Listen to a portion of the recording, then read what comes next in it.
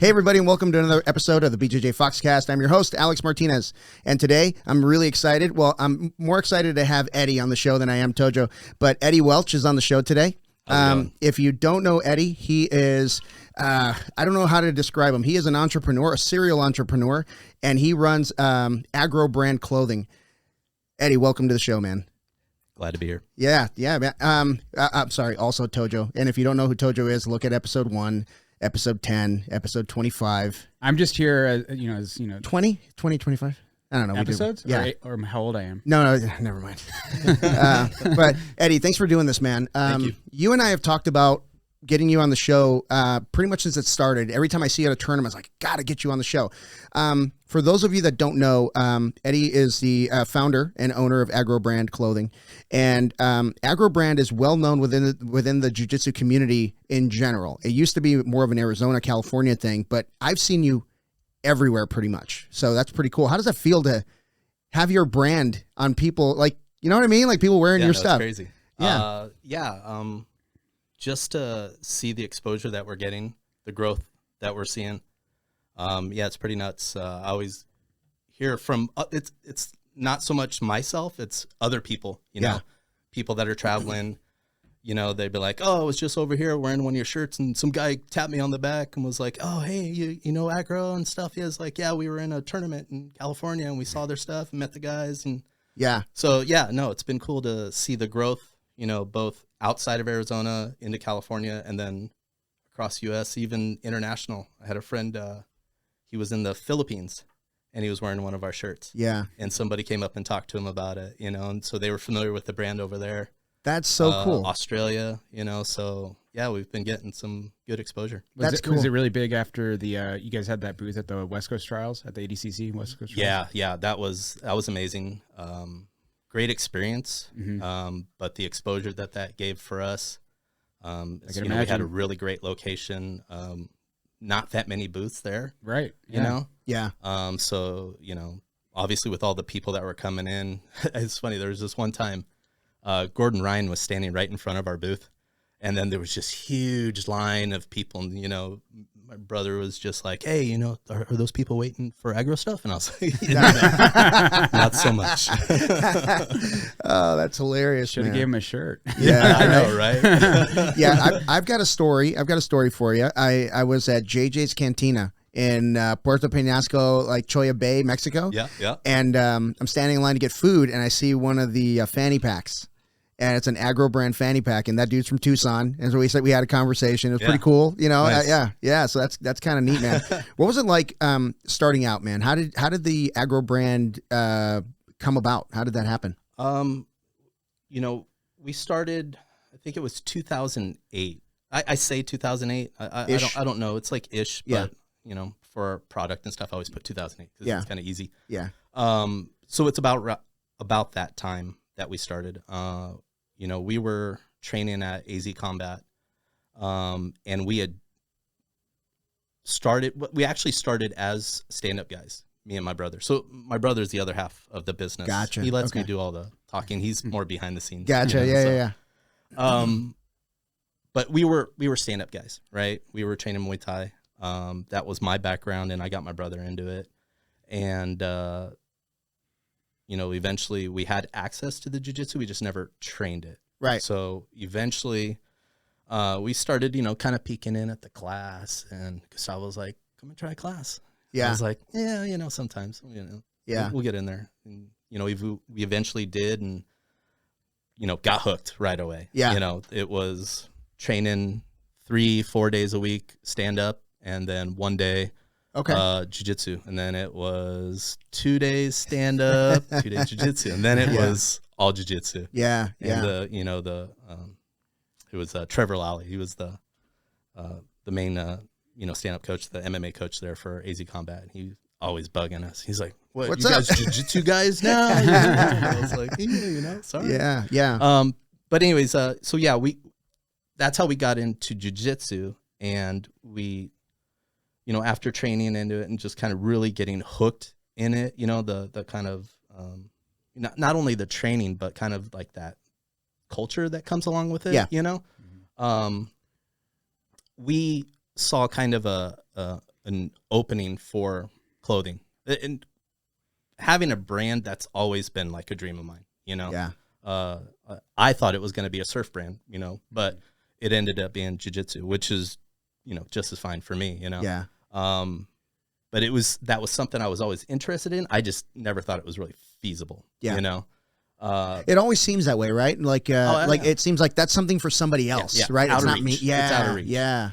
But, when you look at my situation, I owned a screen print business, and 2008 economy took a hit, and our business took a hit, and so I had some time and started thinking about things of what can we do for some money, and so we were like, well, let's try doing some shirts for jiu-jitsu. So our plan originally was we were going to go and print stuff for other schools. Okay. Right? Yeah. I was going to show them some cool designs that I had. And then, had a little notebook, and it was like this design 1, design 2, design 3. Yeah. And then you could pick one and then insert your school name over the top. Right. So we talked to Gustavo about doing a booth for our print business.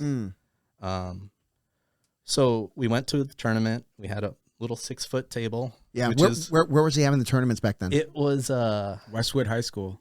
No, it was before Mesa, Westwood. Yeah, Mesa Rec Center. No kidding. Wow. Wow. Yeah. So if you see that place, if you've seen that place, and imagine, it's they're worlds apart from where he's at right now and over there. The parking alone there is ridiculous. There's no parking. You were parking down the street and walking, and a little sketchy neighborhood. Yeah, in Mesa back then. Yeah. So, anyways, we had just a little 6-foot table, and I had this notebook with designs in it, and then I just had T-shirts and beanies and hats, blank, right? Yeah. But they were more as, if you wanted a T-shirt, this is kind of a brand that we like. This is kind of the hat, These were like samples. People kept coming up to the table and was like, well, how much for the beanie? And we're like, oh, no, it's not for sale. These are just for show. They're like, oh, okay. And then another guy would come up, hey, how much for the hat? $30. I was like, what is going on here? And eventually, that kind of light bulb hit off between, me and my brother. And like, you know what? We have the designs. We have good ideas. Why not just start a brand? Yeah. Obviously there's a demand. People want it. Yeah, absolutely. So I think that was the plan. So, we knew that when the next tournament was going to be, so we're like, okay, let's come up with 3 designs. Yeah. Right. And so that's what we did. We just did 3.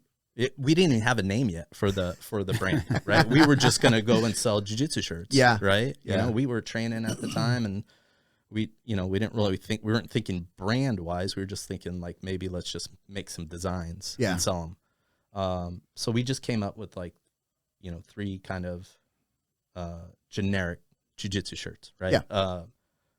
And so one of the early designs was and these are all like knockoff stuff, right? So it was the copyright infringement happening, whatever.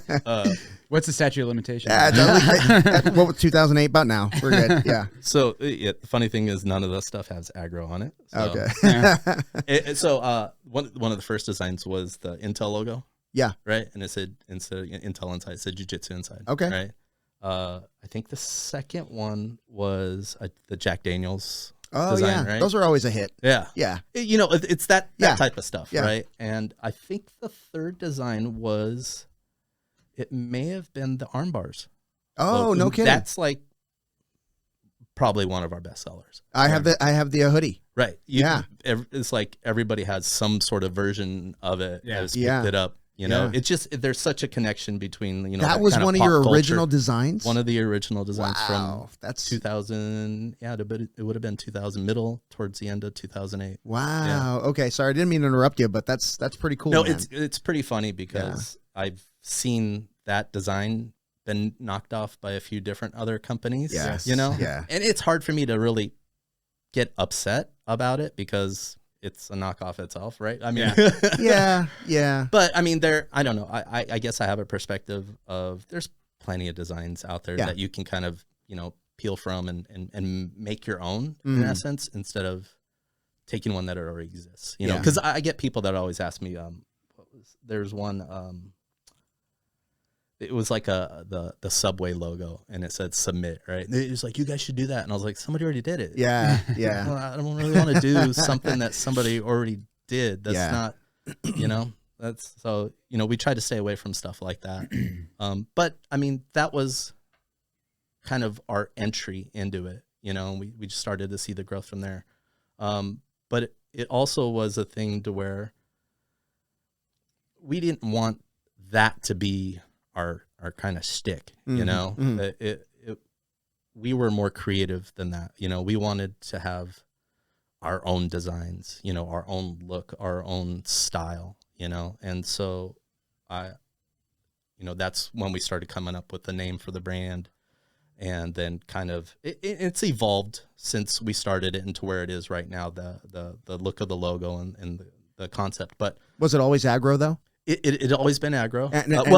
It's funny. It kind of started out as Aggro fight gear because we were you know, jiu-jitsu and we were stand-up guys, so we didn't want to leave out a group, and that was, you know, the kind of MMA was really taking off then, so we were like, let's be more encompassing, you know.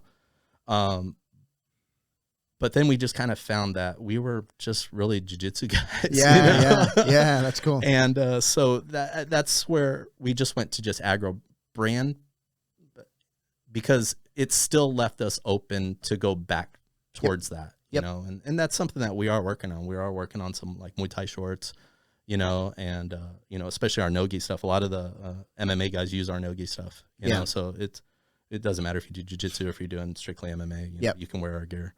Yep. You know, so we've kind of left that door open to go back into that stuff, right? So were you an artist growing up? Is that something you did? Because your designs are really good, dude. Thank you. Yeah. I was a doodler.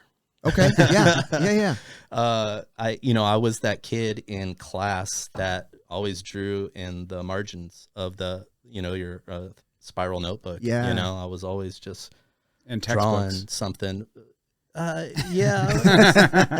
not to do that. 100% appropriate stuff too. Yeah. I'm sure. But that's crazy, because if you took what I was drawing back then to a teacher today, they probably would be calling the FBI. Oh, because wow. I was just like, you know, I was into horror. You know, gotcha. I as a kid, I thought I was going to be a special effects artist. Okay. That was, I don't know, it was just thought I was going to do that. There's this movie called Summer School. You remember this? Yes. Old school. I 80s. do remember Summer School. Right. Yes. So the two brothers. Yeah. Yeah. Chainsaw and something else. I can't remember what their name is. Yeah.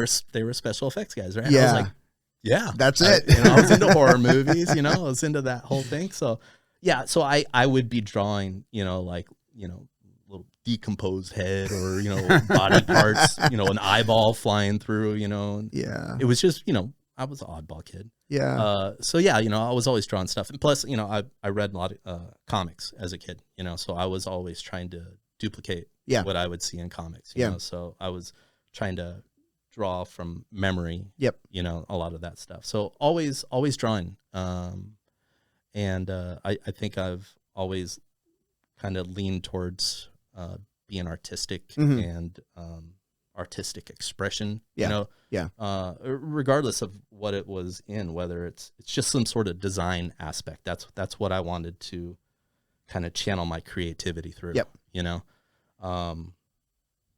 So how I kind of really fell a little more into it is I lived in San Diego for a little while, and I used to go to this t-shirt shop, and they had a guy sitting in the corner, and you go sit down with a guy and you tell him your idea, and he would do it up on the computer, print it out on a little heat transfer iron-on, and then you take it up to the front and they would put it on a shirt. And I was like, wow, I can make my own shirts. They just have like a little iron or whatever. Yeah, little heat press. You know? Yeah. And I was like, this is awesome. So I was hanging out there all the time. You know, I would get off. I was working at a Greek restaurant. I was a manager there. And when I would get off, I'd go over to the t-shirt shop and I was like, okay, I have this idea. And he's like, okay, let's go. Let's work it through, you know?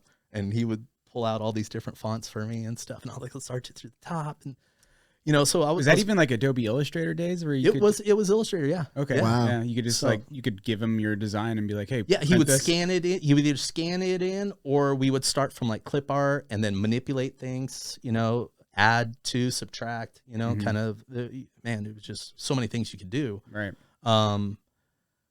But you know, I my mind was always turning for new T-shirt designs, new this, and I was always making my own T-shirts, and I'm sure people would come up to me like, dude, that's no, for sure. Yeah. I'd had friends, that was living in San Diego, and we all surfed together and stuff. And the stuff that I was creating was very surf themed. Yeah. So I had a lot of guys, that'd be like, oh, dude, make me a shirt. I was like, oh, maybe I will start this surf brand. Yeah.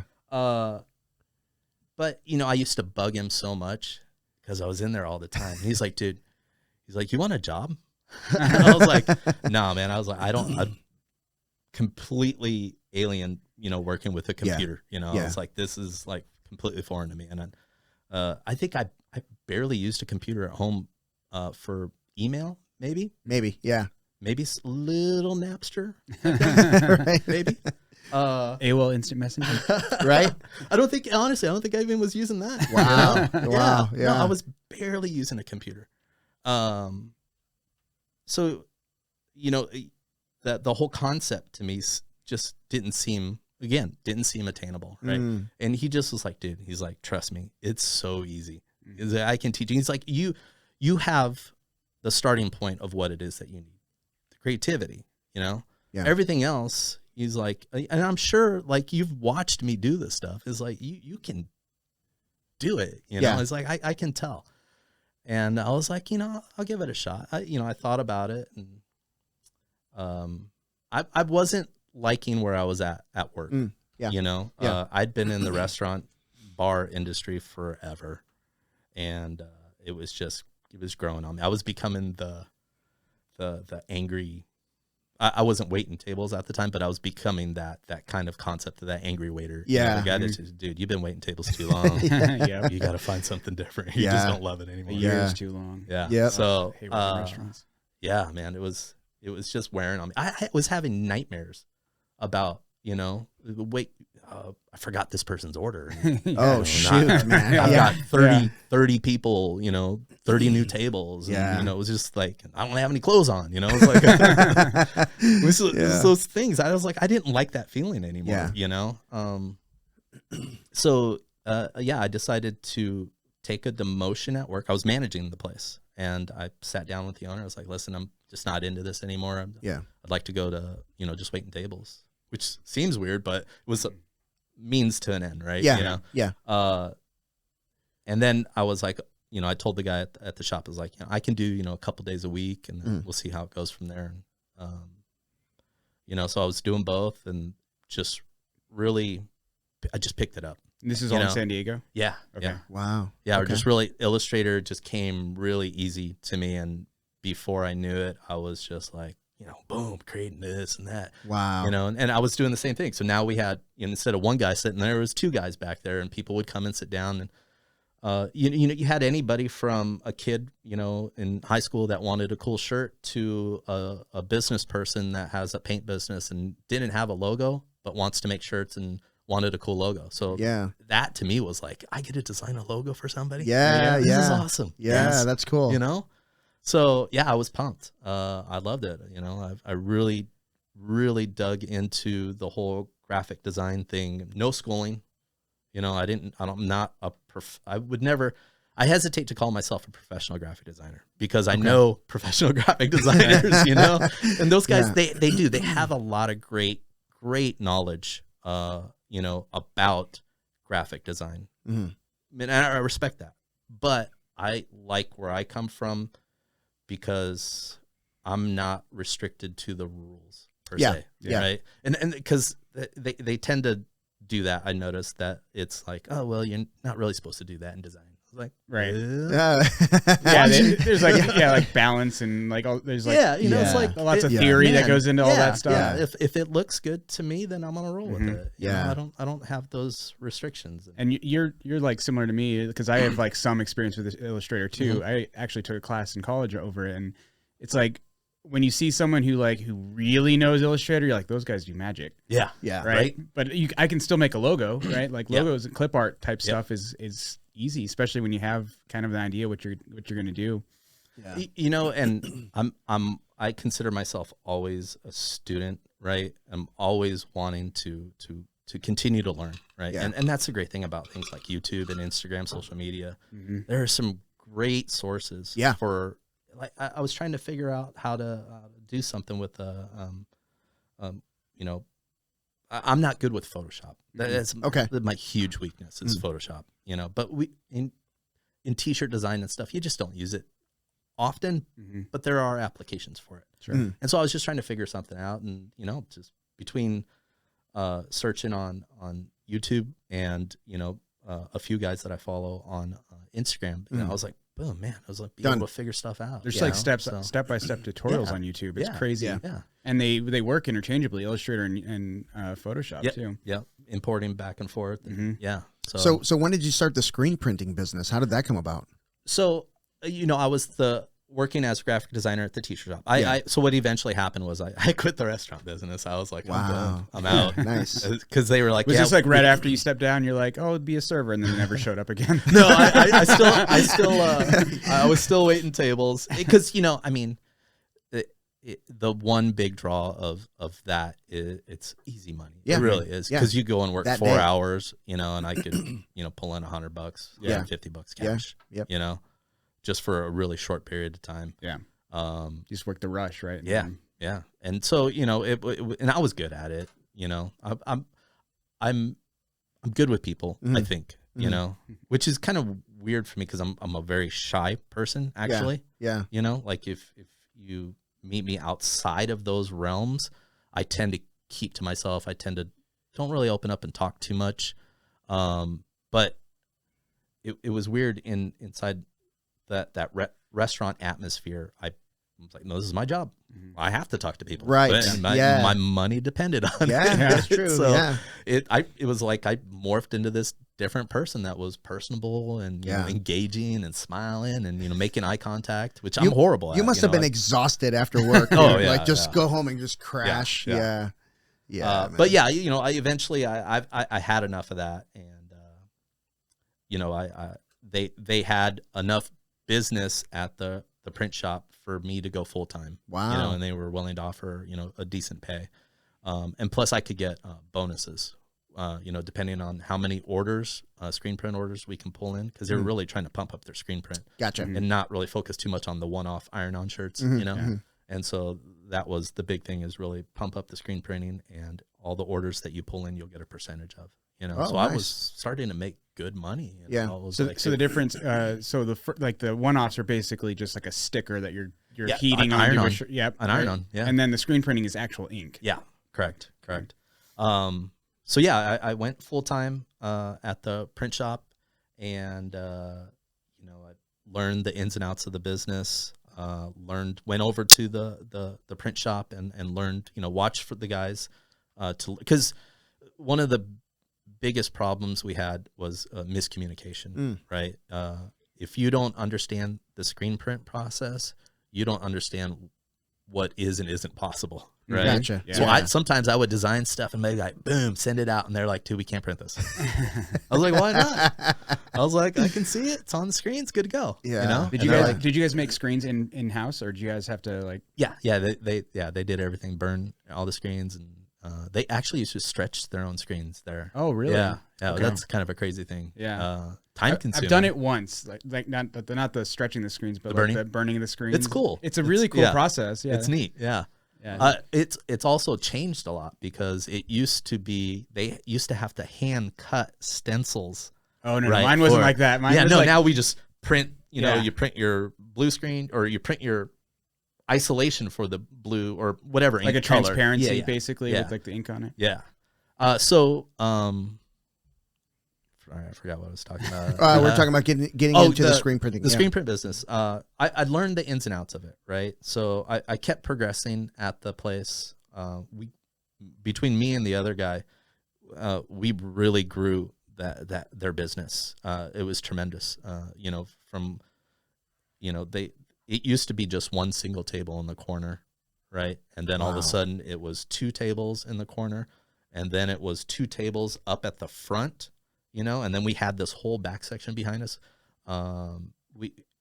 We added an embroidery department that we were responsible for. So I learned how to I went to Los Angeles at this school over there and did a quick, 3-day session on learning how to digitize and do embroidery and hook up the machines and, thread it and, troubleshoot and things like that. You know? So, really learned all the ins and outs of the business. Yeah. And then again, I kind of reached that point of you put in so much work into stuff, into growing things for other people, right? Mm-hmm. And then you kind of don't really get anything back from it, Yeah. other than kind of a pat on the back. Yeah. Good job. Thanks Right. for Renting a house instead of like buying a house. thanks for making me a bunch of money. Yeah, Yeah, exactly. We really yeah. appreciate it. Yeah. Yeah. And I wasn't, I figured out I wasn't cut out for doing that. I needed to be, the person making the money. Right. I needed to be the person, with the business in charge and doing things, because it got to a point to where they stopped being receptive of my ideas and were almost questioning my motives, which I didn't like. It was, what are you trying to, I think they thought I was trying to pull the business away from them. Oh. Which was kind of a weird feeling, and Yeah. those are never my intentions. I wanted growth, I wanted to help them, because I knew in return that helps me. Yep. But I think they saw it the other way. They thought I was trying to help myself. Oh, I see. So I just knew it was a situation I needed to get out of. And for me, the next step was, making that leap, that really scary leap of starting your own business. Yeah. And I'm thankful I had my brother there, so I this decision was reached while I was still living in San Diego. Now that was a tough thing for me to do, was go, okay, I'm going to start a business, but it's not realistic to do it in San Diego. It's just expensive. Yeah. Yeah. To go and try to find a building, or something. And couldn't imagine. yeah. So, I talked to my brother and I was like, how do you feel about, starting a business with me? In Arizona, I'll move back and we'll do it. Was your brother living here already? Yeah, we grew up in Arizona. Oh, okay. Yeah. So we moved here when I was, I think, 6. I think. Oh, okay. Yeah, Yeah, you're yeah. a native, basically. Yeah, Yeah, Arizona. Yeah. Yeah. So we were military brats early on, and then finally they figured out, let's just go back to Arizona. Right on. So because we used to live here when we were stationed here, Mhm. and then we moved back to Okinawa, right? So we were on Okinawa for a little while, and then after Okinawa, it was back to Arizona. Oh, okay. Yeah. I don't remember the earlier stuff. Yeah. Because I was not born in the States. I was born in Thailand. Oh, wow. Okay. Yeah, that's where I'm from. Mom's Thai, dad's Irish American. So. Right on. Yeah. Right on. Okay. So yeah. Anyways, so our whole family had pretty much lived in Arizona. I was the one that actually my sister left. She was the first one. She moved to San Diego, and then after a little while, I decided it was time for me to have a little change of pace. Sure. Yeah. Pursue a dream of mine. Yeah. It's always been a dream of mine to live in San Diego. And Okay. be able to surf every day. Yeah. That's San what I got Diego to do. doesn't suck, man. No. San Diego's pretty awesome, man. It's, yeah. It's still an end goal of mine. I'm not going to be heartbroken if it doesn't happen, because I'm realistic about it. But if the opportunity, were to happen that I was successful enough in this and what other endeavors I'm working through, that I could move there, I would jump on it in an instant. Right on. Sure. Yeah. Yeah. Because I was just born to live by the ocean and, surf as much as possible. Right on. But if I can't do that, then, I will just get out there as much as I can. Yep. Yeah. That's it. Which I do right now, Yeah. So my sister lives in Ventura now, so I go up there quite a bit, and my old roommate still lives in San Diego at the same place we used to share together. Oh, so perfect. I go stay with him. Perfect, So man. I make trips out there all the time. Yeah. Yeah. Yeah, so you're back in Arizona, and you and your brother decide we're going to do this. We're going to Yep. open this screen printing business. Yeah. So So how do you start getting business? How does that work? it's tricky, and so this is a crazy thing. We actually did the business out of our house, right? So we have a townhouse in Scottsdale, right? And that's where my brother was living. So I moved in with him. We converted that whole place into our print shop. Okay. I mean, it's in, if you would have watched, cause some people have been through their place and they're like, what is going on here? Because there was barely any furniture in the house. It was kind of like a weird little bachelor pad, I guess. So only furniture was like in the main, family room when you walked in. Yeah. But as soon as you got past that, it was an exposure unit where the dining table should have been. The screen print round, right? So it had 8 heads on it, right? That spin around, and it just took up that whole, pretty much the dining into the living room, right? Wow. And then my design area was in the corner, and then through the slide doors, the Arcadia doors out to the back was the dryer, right? So Okay. you basically had to start with the exposure unit, make your screens, set up your screens on the print station, print, and then pull the t-shirts off and run it through the dryer, right? So, and then screens were between my brother's bedroom and my bedroom, all down the hallway, screens just stacked.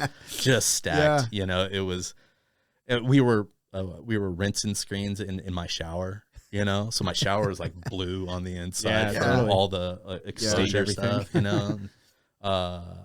It was definitely not sanitary to have all those chemicals, Yeah. and you know, I'm probably gonna. Are they that caustic? I mean, I don't know. Find out in about 10 years. yeah, we'll see. Yeah.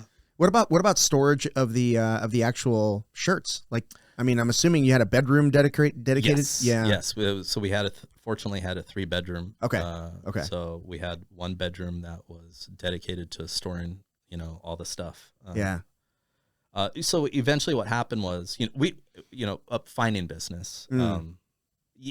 It's always been word of mouth for us, really. You know, it starts with, talking to a couple of friends, and they're like, "Oh, hey, I've got a guy who says he wants to get shirts done," right? So I was like, "Yeah, just have him reach out to me."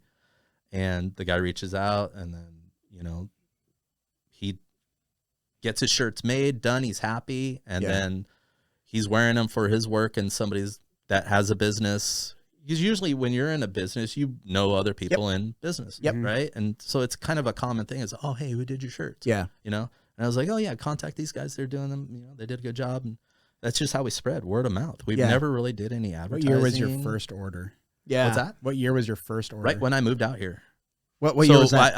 I moved to San Diego in 2000, left in 2006. So Okay. we hit the ground running. In 2006, when I moved out, we had all the equipment shipped over to the house. We had everything set up. We had taken the classes already. There's a training center in Tempe that teaches you how to do screen printing. Oh, really? wow. Yeah, No yeah. Oh, I kidding. didn't know that.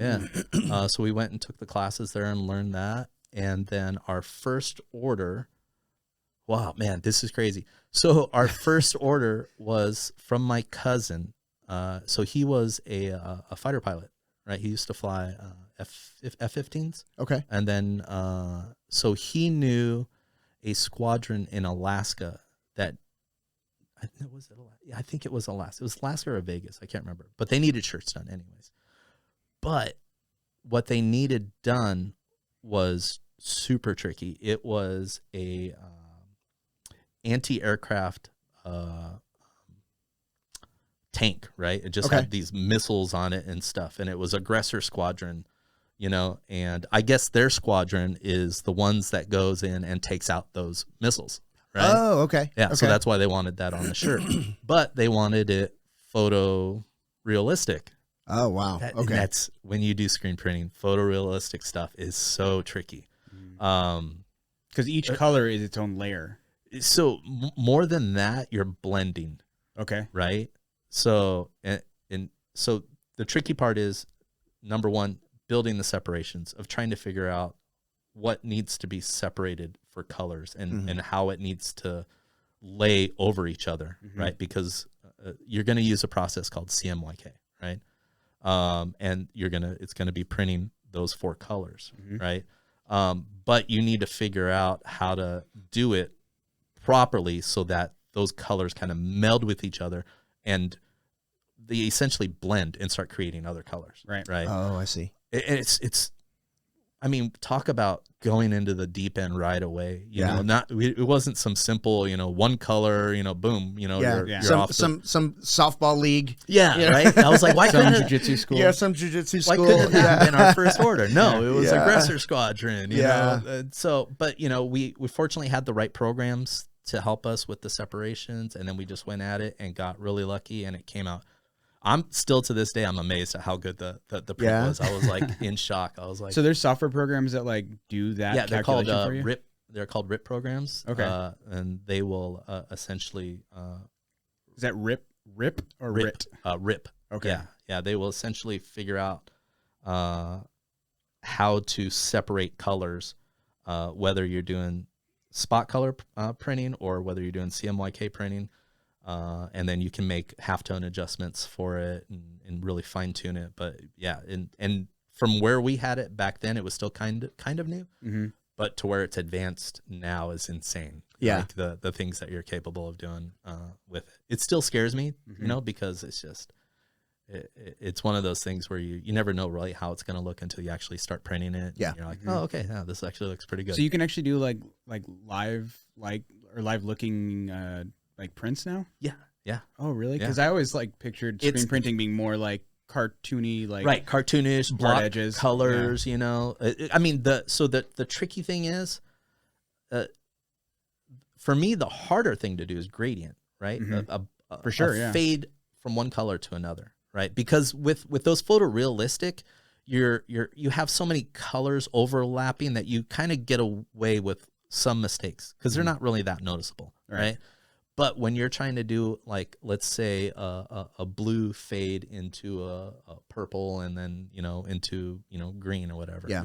Trying to get that blend in between, because you're essentially doing halftones here that fade out and then halftones here that fade out. Right. And then how they overlay perfectly without creating the wrong color or, not overlapping too much to where they hide each other. It's tricky, and it's one of those things where I don't want to say I hate doing them, but it's a pain in the ass. Favorite. Yeah, a lot of extra work, yes, right? It is. So let me ask you this: for every design that you get, and I love your designs, for every design you have out there, how many have you thrown in the trash? How many have been garbage? You know what I mean? Like before you come to the completed product. So I have a process of design. I'm a slow designer. Okay. Right. So, and I've kind of figured this out along the way. Like there'll be times where I design something after sitting at the computer for like an hour and I'm like, boom, done.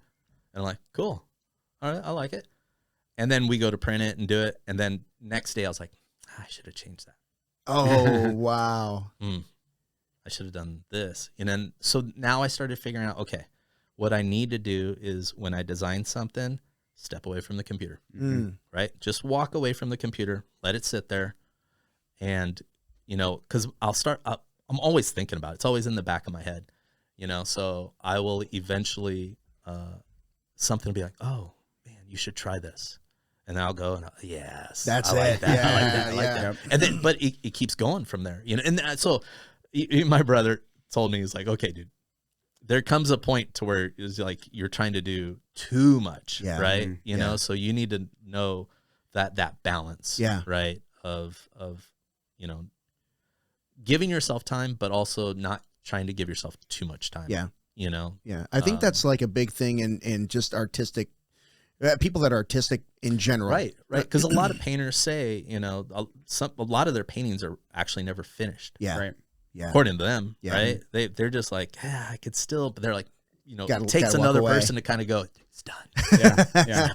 Well, I mean, what you were talking about with like the little mistakes in the photorealistic stuff, it's like reminds me of like when you do woodworking projects, and that's like one of the things that they tell you is like Just don't point them out to people. That's right. You'll always see them. Yeah. You will always see them. So here, No one will ever notice. Here's something I can let people in on as far as the screen print industry. Sorry, screen printers out there. A majority of your shirts out there always have some. Not a majority. A lot will have some sort of mistake in there. More than 50%. Maybe not that much. Okay. Maybe okay. not that much. All right. But again, this is us being super, super critical. Yeah. Like you'll never notice it. Yeah. I guarantee it. Yeah. You'll look at it and you're like, I don't see it. Wow. And is then that we'll like go, that's like a "It's right color there." like overlapping, just like a It's hair like or something? a hairline of overlap Or too not much touching. or not enough. Yeah. Or a little dot will just be off, or there'll just be a random dot that burned through the screen that Yeah. let ink through. Yeah. You know, that nobody else will see, but I can pinpoint it. I was just like, it's staring at me. Yeah. You know, and it yeah. used to drive me crazy, you know, Yeah. because, you know, one of the first things you do when you're screen printing is you align your screens, right? So you put your first screen on and then you put it down and then you pull the color, you lift it up, and then that's your first color. Yeah. Right? And then what you do is you take clear tape, right? Yeah. And then you put the clear tape over it, right? So now that solidifies that color, right? So now you take your second screen, line it up over it, right? And then you print that. Now you look at it over the top and you can see if you're off somewhere. And there's or- witness marks, right? To help. Yeah. So you have registration marks Yeah. usually in your four corners, right? And you can tell, you know, if there's a little bit of white showing, there's like, I'm a little off somewhere. But the adjustments on it are a nightmare. Oh, you I know, bet. Because you turn this and it does a rotation of out, but then at an angle also. Oh, Right? yeah. So it's like you got to do two dials at the same time. Yeah. You know, and you've really, man, it used to drive my brother crazy because he was the one that was doing all the alignment. And he would just be like, I can't get this to line. Yeah. Because he would get this line off and then now this line's off. Yeah. And he's like, and I would get that dialed in. Now this one's off. He's like, I don't know what to do. Right. You know? So multicolor shirts have generally a screen for each color, right? Yes. You need a separate screen for each color in the design. And then sometimes, depending on the color shirt you're using, you'll need a white base. Right? Okay. So if you're using a black shirt, Like the Aggro logo that you got? correct. Okay. So this would have a white base, right? So that you can build colors on top of the black, right? And the Right, colors okay. will pop, Yeah. right? Yeah. So you do your white base, and then you go and do the red, the yellow, the green, Nice. right? And then sometimes you need a fifth screen, which is called your final white, right? So you see how this has like that white outline around it. Mm-hmm. So it's basically a final white that prints just that white, and it goes and kind of cleans everything up. Yeah. You know? Yeah. Makes it pop a little bit. Right. Yeah. Right. Yeah, nice.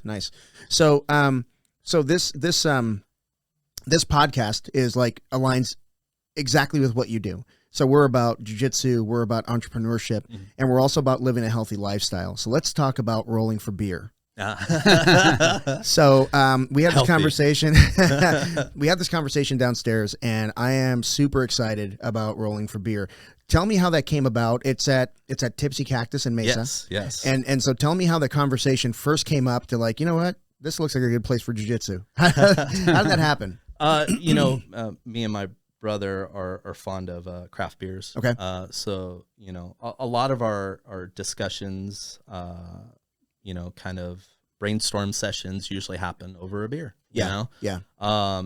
And, you know, we were talking about it one time. We thought, you know, how cool would this be, you know, to do an open mat, but at a brewery? Yeah. You know, I was like, Yeah. that would be awesome.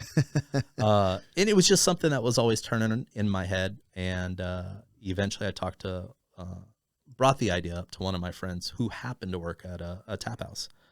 And he's like, that's a great idea. He's like, let me go talk to the owner. And he's like, I'm pretty sure he would let you do it there. I was like, you serious? I was like, yeah, dude, let's do this. Does the owner do jiu-jitsu? No, so he does not do jiu-jitsu, but he At loves Tipsy, it. He knows Paul. He knows Paul, definitely. Right. Yeah. No, he Yeah. loves it. He says he's watched guys do it. He's definitely. I think we can get him out there. I can see him, man. He's into it. You know, Yeah? he thinks it's cool. Yeah. And Yeah. I think if we got him out there, he'd be hooked. Yeah. He'd be Oh, for another, sure. Another guy that we get For hooked sure. into. Yeah. Yeah.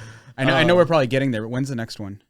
February 26th. Yeah. Oh, okay. Yeah. Yeah. We're gonna, you and I, we're gonna do a podcast at the next Rolling for Beer. Yes. Oh, are we? Yes, Okay, we are. cool. I'm Yes, in. we are. It's like, that's a tough arm twist. Well, Yeah. I mean, I thought that maybe we could get like all the vendors that are going to be there, all the sponsors that are going to be there, get Eddie on the show, get Sean on the show. You and I will You've kind of never do gone it. to one, huh? No, I've never gone to a Rolling I went for to Beer. the first one. Yeah. It's a lot of fun. Yeah. It's cool. Yeah. Yeah, I'm just like, when you brought it up earlier, I was like, not for nothing, but who in the right mind that owns a bar would say, yeah, let's get some, It's a tap You house. know, Right. first of all. and that was always kind of that barrier of why I never had pushed it Yeah. much, was the idea and the concept is cool. It's Yeah. awesome.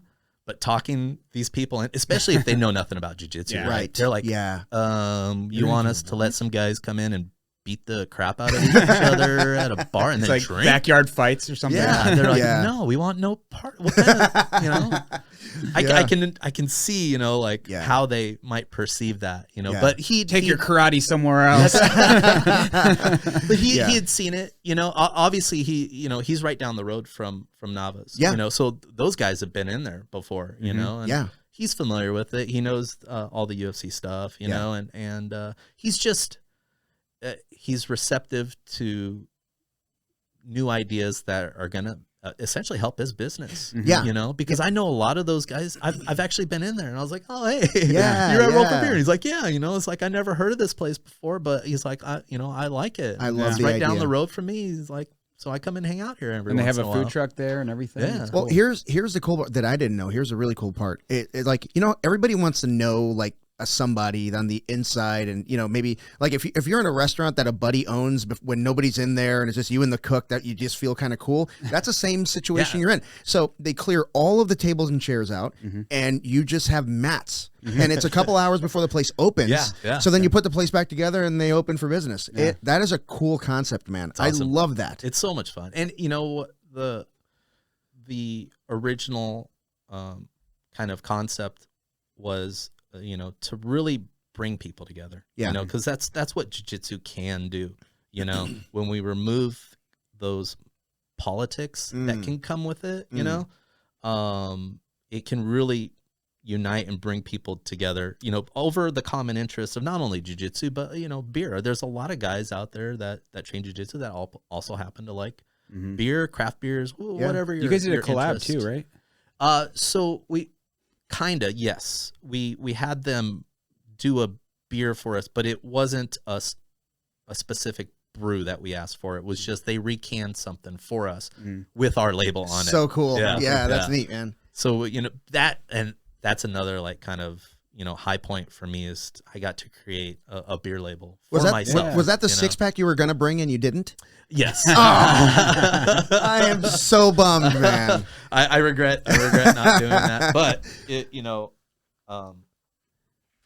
what I did do was bring you one of those. Oh, what is this? This is exciting. It's drugs. It's drugs. It's heroin. Keep it off camera. Ooh, yes.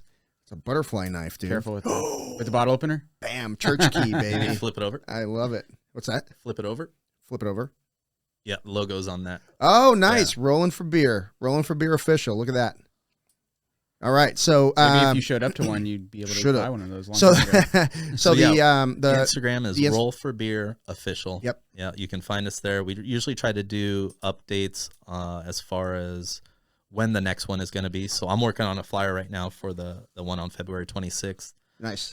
So I'll have the flyer information out, and then that way everybody can share it and really try to, you know, really it keeps getting bigger and bigger. You know, more people are showing up, and more people are. You know, I can tell. You know, when people talk about it, you know, it's always like a friend. It's like, man, I should have went. Yeah. He's like, yeah. I saw your videos and the pictures they posted. I think your Should've last went. one I was like busy or out of town or something. Like, damn. It's a fun event. It's Yeah. really cool. And I think the guy who owns the food truck also does jiu-jitsu, right? Yeah, polo. So Yeah. yeah, and so I guess that was one of the other things, you know, with doing this. I was like, you know, we have an opportunity to help bring up other businesses. Yes. You know, so why not take this opportunity to do that?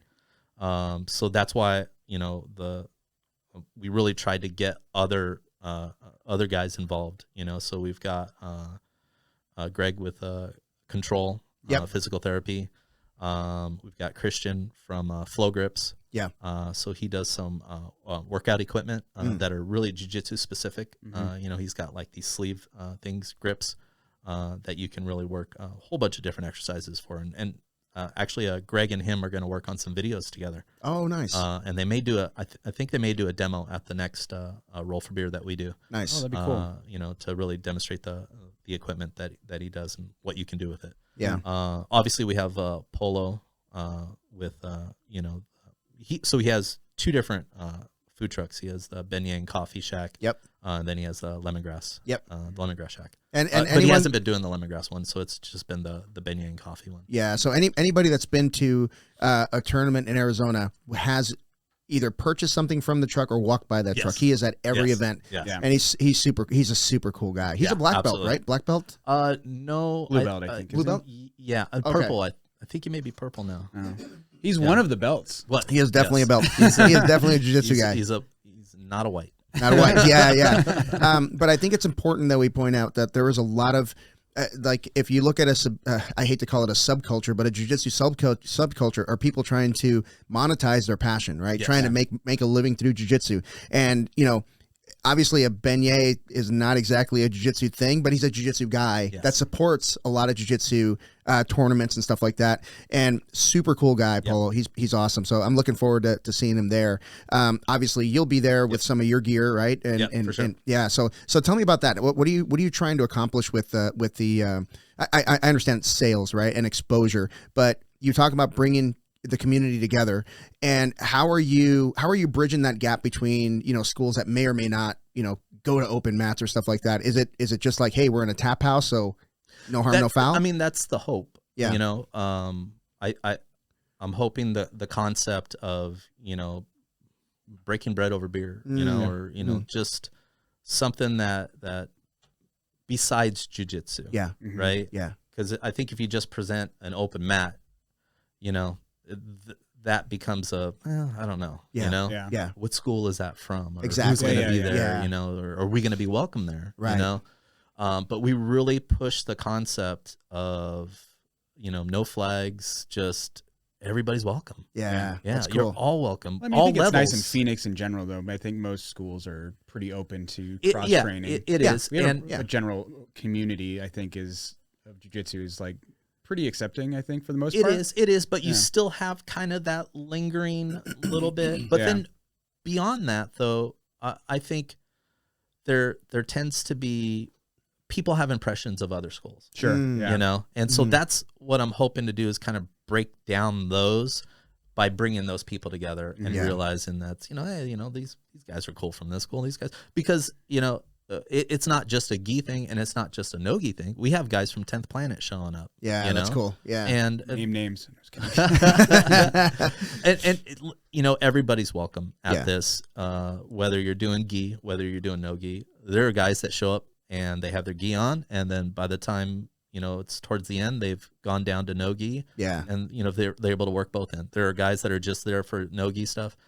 You'll be able to roll with somebody. Yeah. Somebody will jump in and either put the gi jacket back on so that you can roll with the gi, or go no grips with you without a jacket, and still wearing the gi pants, but still go no gi with you. Eddie Bravo style.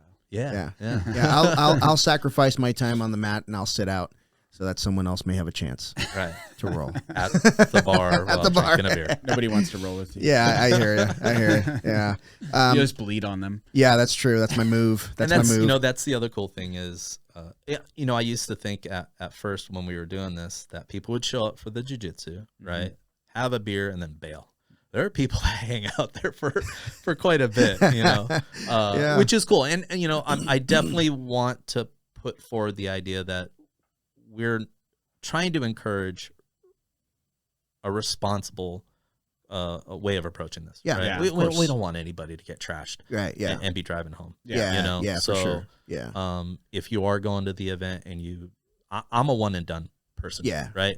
Yeah. I get my one beer in and I'm good. Yeah. You know. Yep. I know some people they're going to be 1+1 and done. Right. And that's good too. You know. Yeah. But if you start getting beyond that, that's where I would be a little concerned, because that's not what I want to see this, you know, evolve into, is, Yeah. you know, this people just being trashed, or Right. Yeah. something happening with somebody on the way home. Yeah, or you just know? I mean, take an Uber. I mean, Or carpool, carpool's Uber, good. Yeah, you know, they're you know, ways to get around it, or Yeah. hang out, you know, yeah. hang out, drink a water, But eat also, some like, food. you want people to support the business too. So Yes. so And, definitely, and, like, and I don't want go people. there. Yeah, I Not want. drink. Come on, guys. Right. Everyone has to get a drunk. Well, I mean, and you can support the food truck. Yes, Yeah. yes, You know, there's always different ways, but I really want to support Sean, because I really believe in what he's doing Yep. at that tap house. Yeah. He does a great job, man. And It's a and great like I place. told you before, I told you downstairs, he finds ways to get my wife drunk. Like every single time. Hey, I got to new this, I got to new that. And next thing you know, she's trashed. So You know, and Yeah. I thought they were, when COVID happened, I wasn't sure if they were going to pull through. you know, yeah, you- it was tough on them. I Yeah, talked to Sean about that, and he said they had like enough like support that people were just coming in and buying canned beer. Yeah. They were That's canning. awesome. Yeah, they were- that- yeah. That's Yeah. awesome. So good. that really helped. Yeah, Yeah. I mean, it was lucky that they like changed a lot of those rules about like what you could and couldn't. Isn't that amazing? Yeah. Yeah. Yeah. It's wild, man. Yeah, it's almost like trying to revert back away from that now would seem awkward, right? Yeah, What do you mean I can't take this to go? Yeah. You got a straw? Wrap it I mean, up, please. Get a box. But This isn't the norm anymore? yeah, and the reason I bring him up is we were talking about doing some fundraisers and stuff over at Nava's, and he was always like, "Hey, man, you know, I'll throw in the they have like a old VW like a van that they converted into like a little tap." Oh, Yeah, and he was like, yeah, you know, and he charges quite a bit for Yeah, that, yeah, and he yeah. was like, I mean, it was next to nothing, Yeah, you know, yeah, and all we had to do was purchase the beer from Yeah. him. He's awesome. So yeah, he's a really cool dude, man. Yeah. So what's next for you, man? What I know you got a couple side hustles going on, but I want to talk about you said you're pumping Aggro up after COVID. It was a little Yes. tough. Yes. But what are you doing to pump Aggro up? So it's weird. Aggro has been, it's had its ups and downs for sure. It's been tough for me particularly. Just, you know, I've had a multitude of companies that I've tried to work with for getting gis done, for getting, you know, merchandise made. And it's weird because I don't know if other brands have the same experience that I'm having, but it's, you know, you get one company that just doesn't make it like you need it, you know, that is just screwy ways of trying to, you know, make stuff, or the product just is, the quality isn't there. And that's huge for us. We want to be proud of the product that we're putting out there, you know? So, I mean, we were printing and embroidering all of our stuff Whoa. by ourselves, Wow. you know? Yeah. Before a tournament, you should see us. We were printing the tournament shirts, Yeah. you know, for all the competitors, Yeah. and all the aggro stuff. Wow. The night there would be times where we didn't sleep. We went straight to the tournament, Jeez. dropped off all the tournament shirts, the staff shirts for the tournament guys, and then all of our stuff set up, and then just hung out all day. Wow. And me and my brother used to compete back then. So we would set up the booth. Oh my Right? gosh. And he's like, okay, what time are you going? Oh, I go at 10:30. He's like, okay, I go at 12. Okay, perfect. You leave, I'll hang out. And then when you leave, I'll hang out. And then we would both win. And he's like, what time do you go? And I was like, I think around 1:30. And he goes, I'm at the same time. Just put a sign on the table that says we're both competing, you know? Yeah. Yeah. So yeah, man, it was crazy how we used to do it. But yeah, trying to find manufacturers, it's tough. It really is. You have communication barriers, you know, that you know, sometimes trying to figure out what you need done, you know, and you having that kind of breakdown with them, or just the quality isn't there. Yeah. You know, and that's huge for us. I have to be able to get behind it 100%. Otherwise I won't put it out. Especially with gis, right? Yeah. 'Cause jiu-jitsu guys, well, most jiu-jitsu people I think are really specific on like the cut. Yes. You know? 100%. You know, especially like 100%. nowadays, like it's not like, you know, those old judo gis or karate gis. It's No. like people like they're like It's it's got to be tailored. just a little bit Perfect. shorter Right. your wrist. Right. Yeah. It is super. It is. It's really hard because a lot of that is when you consider the variance of body lengths, Yep. sizes, and Yep. everything, you know, that you have to take into perspective, into consideration. It's not really attainable in that manner, Yeah. right? Unless you had 30 different sizes to choose from. Yeah. Right. Yeah. As opposed to A0, A1. Right. And then, yeah, you wish. you know, How does that work? Do you just like pick a size like an 8, 2 or 3 or whatever, and you're like, all right, I want this to be this way, and then they kind of scale it? Yeah, so they have their own sizing. And this is the tough thing, right? Yeah. It's So you got to go try all of them, basically. yeah. Wow. I've tried 6 different companies. Ugh. You know, finally found one that I had one that I liked. I wasn't crazy about it, but then I also realized I'm super picky. Yeah. Yeah. Right. Yeah. And that's where my brother steps in and goes, dude. He's like, Yeah. okay, this is good. This is Yeah. actually really good. Let's Yeah. go with this. So that was our first gi that we put out, which was our pressure drop gi. Okay. Was that the gray one? The gray one, right? Okay. Yeah, yeah. Oh, Had the that's full right. liner I on the remember that. inside Yeah. and stuff. Yeah. We wanted to have something that really jumped out there. Yeah. You know, and then that's why we went with gray instead of just going with traditional, you know, white, blue, black. Yeah. You know, we could have done that, but we wanted really something that jumped out for our first one. And we were happy with that company, but it wasn't at its final, you know, the final goal that we wanted, right? Yeah. Right. Yeah. But we know we could get there, Yeah. right? But then we kept playing around with some other companies, and we finally found one, and it was good. It was awesome. We were like, oh man, this is great. And then COVID happened. Oh. Yeah. Oh no. Companies out of China Yeah. shut down. Yeah. Never heard from them. Wow. Lost all my money. Yeah. put I was down- going to say, it's Yeah, like basically Western Union money across. Yeah. Yep. Yeah. That's how you did it. Western Union. And you're on an FBI watch list now. Yeah. All that stuff that comes with Because that. I've been like, trying to do like, because you've seen some logos I've done for Paul. Like I've tried to like, all right, what's the best way to do this? And I've worked with like, Sean and Chris because they have like a contact for like doing rash guards and stuff. And I'm like, I don't feel comfortable finding this guy who speaks very broken English. Exactly. And he's just like, it wasn't even PayPal. It was, I can't even remember, but I'm like, no, I'm not giving you a few $100. The Cash App or whatever. Yeah, it's like Very real sketchy. shady. Yeah, it's real sketchy. Yeah. No, I've had guys,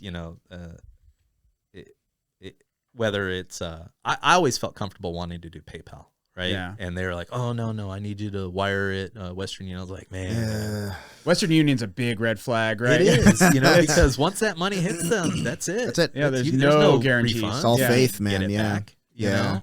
Yeah. At least with PayPal, you can get your money back Yeah. if the product doesn't come in. Yeah. You know? Yeah. You pay a little bit more for it, Sure. but sometimes it's worth it. Well, I mean, that's the only reason you can get it back because people pay fees. Right. Right. It's an insurance, basically.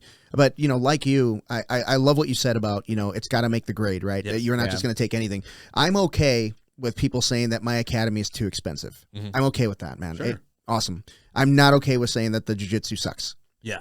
Right. 100%. That is something I will not relent. It's got going to be, something to my tell coaches you. are going to be on point. Everything's going to be, we're going to open on time. Yep. It's going to be very professionally run. Yep. And if it's too expensive, I'm okay. I'm okay with those words, man. That's Yeah. okay. No, Yeah. 100%. You Yeah. should be. Yeah.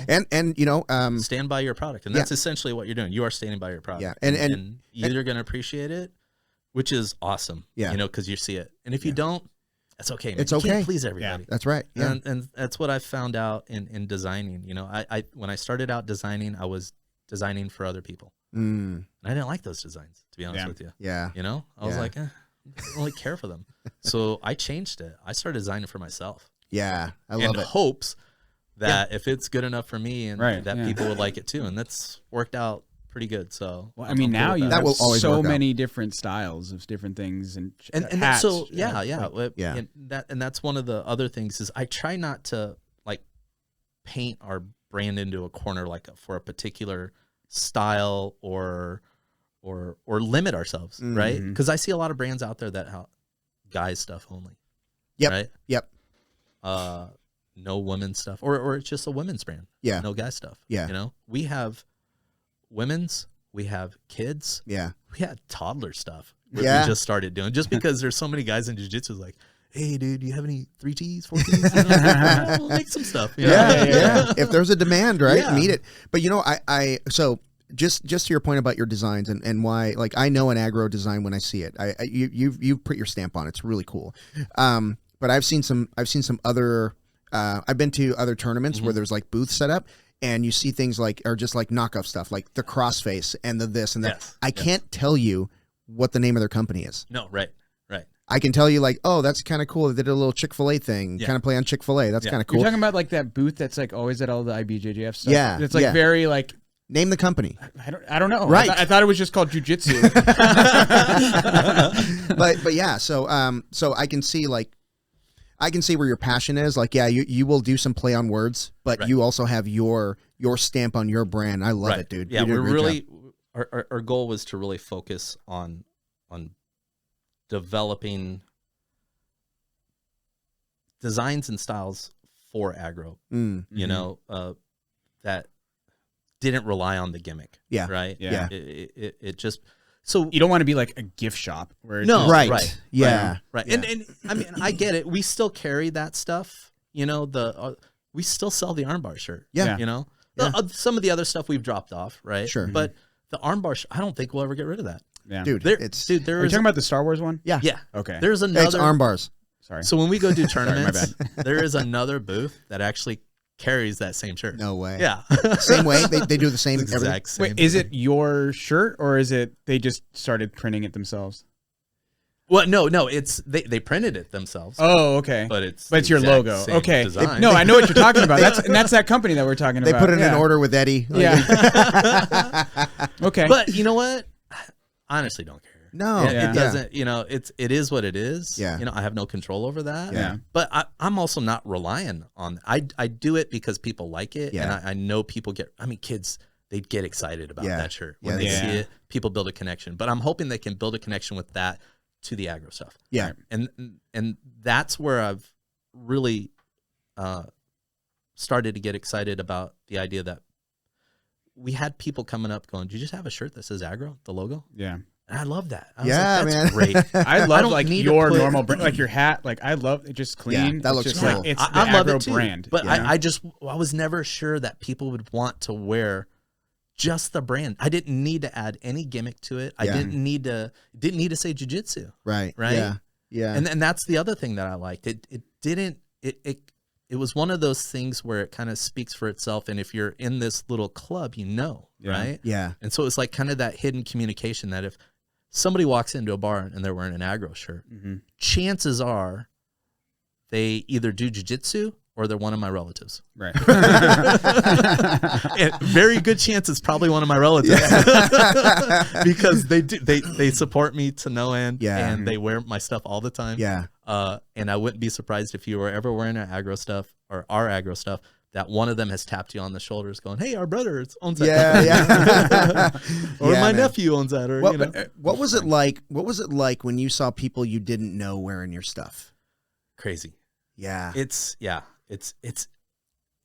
gives me the chills a little bit. Yeah. You know, it makes me feel like I kind of accomplished something. Yeah. You know, Yeah. that Like you I made it. didn't think, well, not necessarily made it in that sense, but that I did something cool enough that somebody, you know, was willing to pick that up and wear it. Like Yeah. I was hearing about some kids in high school that were wanting our hats. They didn't train jiu-jitsu. Wow. Right? But Yeah. they just like the hat. They Yeah. like the style. They like the logo and everything like that. And I mean, love the that. word That's aggro, amazing. like, I mean, there's a lot of kids that It's could pretty probably cool. relate to Yeah. that, right? It's Pretty like, cool. let's Right. just get, let's get crazy. Let's have fun, or whatever. Yeah. And So- I think by removing the fight gear, Yeah. that opened it up to a lot of like parents would want to Right. buy it for their kids and stuff like that. And So again, that's that was cool. the whole thing of me trying to do stuff for other people Yeah. Yeah. and instead of doing stuff for myself. So Yeah. fight gear was trying to do stuff for other people. Yeah. Yeah. You know, and not really for It comes out ourselves. too tap outy. Yes. you Yeah. know? Yeah. Yeah, I guess so, man. Yeah. Yeah, yeah. It's like, I that's think why the aggro brand just makes Aggro it brand. clean. Yeah. I love it. Yeah. Yeah, And so, man. it's funny. So anybody who has seen our logo, but maybe doesn't know the history or doesn't know what it's called, right? If they just see the logo, because we get this all the time at the tournaments, and I love it. people walk up and they're all, so what does A99 row stand for? Or I'll get some weird pronunciation like, what does arrow or arrow, or just not it, right? Not the That's actual. weird. Your logo's never been ambiguous to me. Yeah, that's weird. Yeah, Never. Maybe because you've I mean, heard I guess it before seeing it, as opposed to So, but yeah. So in the design, right? It's an A, and we use the 2 9s to represent the lowercase g's. Right, and then the RO. Right. Yeah. So of course, when I see it, I read it as aggro. Right. But I see it. But it was done intentionally like that. Yeah. Right. My concept was, I wanted something that you had to figure out. Yes. Right. Okay. Yeah. Because that was the other thing that we were getting at the tournaments a lot, is we had this family come up to us. It was really cool because me and my brother tell the story all the time. They came up to us and they're like, okay, help us settle a bet. All right. Is it A99 row, or is it, and they gave some weird pronunciation. Yeah. They're like, we've been talking about this over dinner, like the whole family, because they all, that's the thing about jiu-jitsu, right? You have an entire family that all trains. Oh, yeah. Right. Yeah. So they've all been at the tournaments and seen our booth. But they were all discussing over dinner, trying to figure out, no, it's not that, or they were trying to figure out like the meaning behind the 99. Yeah. And I see. what it Yeah. represents and stuff like that, And so I always loved that, because it was, to me, a successful marketing campaign, essentially, right? Yeah. It's that subliminal advertising. If Yeah. we're being talked about Right. past the point of the initial interaction with us, that's awesome. Yeah. We've basically sunk our hooks in. Yeah. And that's what we're getting. Dude, you were a dinner discussion for a random family. That's so cool, dude. Yeah, that's awesome. So what they say when you how that? Well, I think they were expecting like this big reveal. Yeah, and yeah. I was like, well, it's actually the 2 9s represent the 2 lowercase g's, and it stands for aggro. And they're like, oh, okay. I think they were kind of let down that none of them got it right. Come up with a better story, Eddie. But this is where I go into my explanation, right? Because aggro, it comes from that kind of surf skate background, right? But it has kind of a negative connotation to it, right? Usually when you describe somebody as aggro, you Kind of don't being really a jerk. like that person. Yeah, kind of being a jerk. Yeah. So not a lot of people know this. So you guys give me the first time hearing this. Yes. The origin, right? There's a movie called North Shore, right? There's a scene where Turtle and the kid from Arizona walk up to a pipe house, right? And Turtle points out these guys, and he goes, "Oh man, the Brazilians are back, more aggro than ever," right? and so, having lived in San Diego and surfed there, the Brazilians do kind of get a bad rap, right? They are considered aggressive, in the water, and not in a good way, right? And Like stealing waves. yeah. But you know what? To be honest, everybody does. I mean, it's not limited to a certain group of people. Right. Yeah. And the Greek restaurant that I worked at, we hired catering drivers because we did a lot of catering, and all of our drivers were Brazilian. And I met them, and they're amazing. Yeah. Absolutely amazing people. Yeah. And so I didn't like that generalization of aggro having this bad meaning towards somebody, right? Oh, okay. The thinking was, if especially with us doing jiu-jitsu, so if we can spin this, right? Because you can be aggressive in a positive way. Yeah, absolutely. Right? Yeah. So that was our thing. How do we take aggressiveness towards something positive? And it was always working towards your goals, right? In jiu-jitsu, working towards your black belt or working towards your next belt. Yeah. Be aggressive towards that. Yeah. I remember in a tournament, it was Steve Rosenberg was the ref, right? And me and the guy competing, we were down to the last 30 seconds, I think it was, and it was tied. Yeah. Right? We were both even. And Steve stops us, and he goes, "Listen, guys, got 30 seconds left. whoever's the most aggressive is going to win this match. And it kind of really just stuck with me, you know, that idea of, there comes a time where, you do need to be aggressive, you know, whether it's in a jiu-jitsu match or whether it's pursuing your belt levels or your business, you know, and that's what I've tried to do is you know, try to remind myself, because I think I need that sometimes, is that reminder is like, you need to go after it. You know, nobody's handing it to you. Right. The path isn't going to be easy, because it hasn't. Yeah. You know, I mean, we've been around since 2008. Wow. Yeah. You know, so a long time. Especially with like how, like you were talking about with all the YouTube stuff. It's like, it's probably more accessible than it's ever been. Absolutely. To anybody who wants to like start their own company. Yep. Because like all you gotta do is buy all the, you know, equipment, and then you can do it in your house. Like you don't even need, like, you have your facility in South Phoenix, right? But you don't need that. You can do it in your garage or whatever. Yeah. So. But I would hope that you would evolve beyond that. Right. Trust me. Yeah. The house is a great way to start. Yeah. Don't let that be the long-term goal. For sure. But I mean, there's an easy starting point, a lower starting point than probably when you started. Right. The entrance barrier to it is a lot more attainable than people think. Yeah. Right. And that's where people just got to make the step, make the leap. And I think that's where you have your separation of people that are naturally inclined to be entrepreneurs and those that are more reluctant towards it. Right. Yeah. And I think you qualify as a real entrepreneur. Thank you. Starting your business in 2008. Yeah. Well, 2006. 2006. But correct. you survived 2008. Yes. Yeah. And a lot of people would have gone back to that Greek restaurant. A lot of people would have gone back to their day job. Well, and I had to go get a second job. Yeah, but you stuck to your goal though. But I did. I worked extra hard and kept pursuing it, and just never gave up on the dream. Yeah. You know. Yeah. And that was I just couldn't. The motivation was, listen, you either keep doing this or you go back to being miserable. Being miserable. Right. Yeah. You know? Yeah. There was no way I was going to do that. That's not even a choice. No, it wasn't. Yeah, that's not even a choice. Yeah. And so it just, whatever it took. Yeah. You know? Yeah. And so that's all. I put my, nose to the grindstone and just kept at it. And here we are. Yeah, and I love how supportive your family is. Yeah, all buying your gear. Amazing. That's so cool, They're man. amazing. Yeah, they probably had some thoughts like, this guy's a little crazy, but I like that shirt, but he's out of his mind, But that's cool, man. Yeah. What's the name of your screen printing company outside of Aggro? So it recently changed. It used to be Custom T-Shirt Warehouse. It's such a generic name. Yeah, I hated it.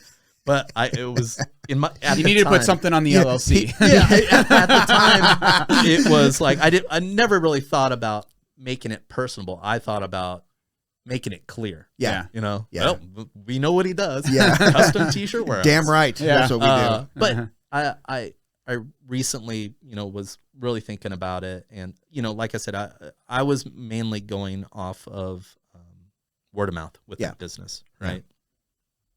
And, I came to the realization that I need to do more, right? I need to bring in more business and grow this, because I have the capacity to grow this and still be able to do what I need to do with Aggro and whatever else I'm doing. Yeah. So the idea was I need to make it more personable. I need to make it more me, right? So the new name of the business is Gone Surfing Print. Oh, I love it. So, okay. Yeah.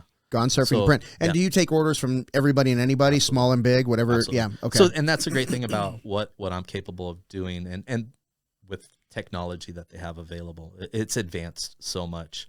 So yeah, I can do a single shirt for somebody, or I can with do a screen print. Not screen print though. I was gonna say that'd be expensive. No, yeah. So with one-off shirts, we're doing either some variation of a heat transfer vinyl, or there's this new technology that's called direct to film, right? So it basically uses an inkjet printer that uses like sublimation.